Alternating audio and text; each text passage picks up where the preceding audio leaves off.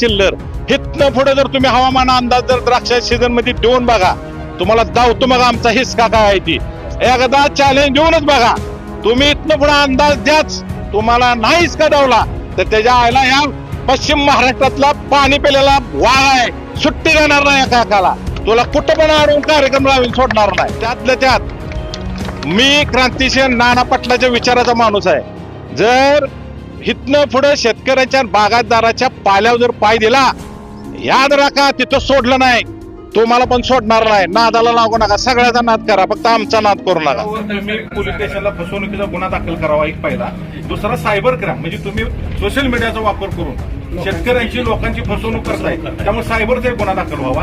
आणि तिसरा साहेब मला सांगा, असलं गारपीट होईल वडण आलं वस्तीली, शासकीय यंत्रणा आपत्ती व्यवस्थापनाच्या गुन्ह्यांतर्गत त्याच्यावर गुन्हा दाखल झाला.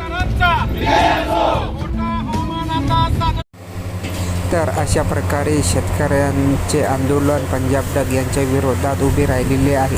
त्या विरोधात आता हवामान अभ्यासक पंजाब डग यांनी काय म्हटलेले आहे, व्हिडिओला संपूर्ण बघा, स्किप न करता शेवटपर्यंत बघा. आणि ज्यांनी व्हिडिओ आवडला तर त्यांनी व्हिडिओला लाईक आणि चॅनलला सबस्क्राईब करायला विसरू नका. तर बघू शकता की पंजाब डग. नमस्कार, मी पंजाब डग. आज आहे 19 मार्च 2026 आणि आज विशेष म्हणजे गुढीपाडवा आहे.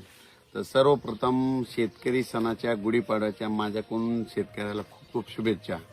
आणि आज आहे गुढीपाडव्याच्या निमित्तानं एक शेतकऱ्याला सांगू इच्छितो की काय झालं की काल थोडीफार प्रसारमाध्यमातून काही लोकांचं असं म्हणणं येईल की पश्चिम महाराष्ट्रातला अंदाज देऊ नये, सांगली, सातारा, सोलापूर, कोल्हापूर आणि नाशिक जिल्ह्याचा अंदाज देऊ नये.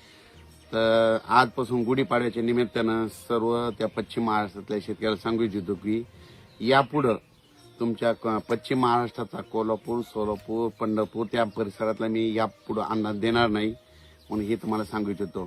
तुम्हाला माझा अंदाज देण्याचा उद्देश असा आहे की मी सांगितल्याच्या नंतर ज्या शेतकऱ्याचा गहू असेल, हरभरा असेल, कांदा असेल, त्याचं काळजी घरी काढता घेऊन यावे, लवकर झाकता यावे, त्या पूर्वकल्पना म्हणून मी हे देत होतो.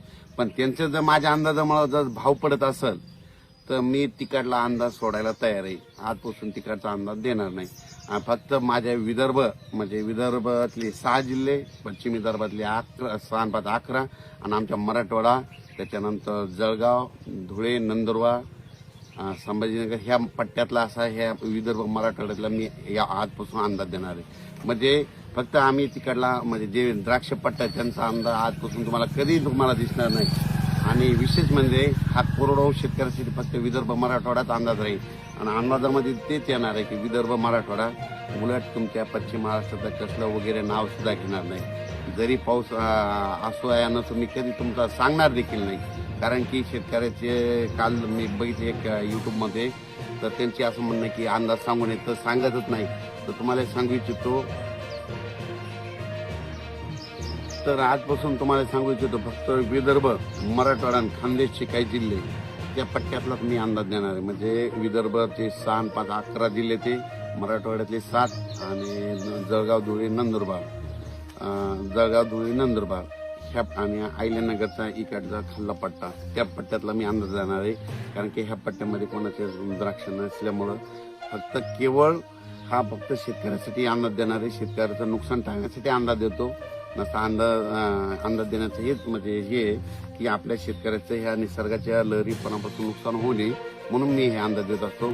आज देखील मी अंदाज सांगणार आहे. आज गुढीपाडव्याच्या निमित्त विदर्भ मराठवाड्यातल्या शेतकऱ्याला सांगू इच्छितो की विदर्भ आणि मराठवाड्यामध्ये 6 5 11 जिल्ह्यामध्ये म्हणजे सांगायचं झालं तर वर्धा, नागपूर, भंडारा, गोंदिया, चंद्रपूर, यवतमाळ, वाशिम, हिंगोली, नांदेड, परभणी, लातूर, बीड, जालना, संभाजीनगर, जळगाव, धुळे, नंदुरबार, त्याच्यानंतर बुलढाणा, अकोला, अमरावती या पट्ट्यातल्या सर्व शेतकऱ्यांना सांगू की आणखीन आज आणि उद्याच्या दिवसात विदर्भ मराठवाड्यामध्ये पावसाचं वातावरण राहणार आहे. काही ठिकाणी वारं सुटेल, कुठं पाऊस येईल, कुठं गारा देखील पडतील, म्हणून हा अंदाज लक्षात येतात.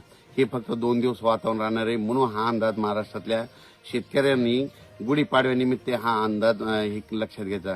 कारण की राज्यामध्ये म्हणजे आज देखील आमच्या भागामध्ये खूप पाऊस झाला सकाळी आणि बऱ्याच शेतकऱ्याचा गहू राहिला होता, तर त्यांचं नुकसान झालं.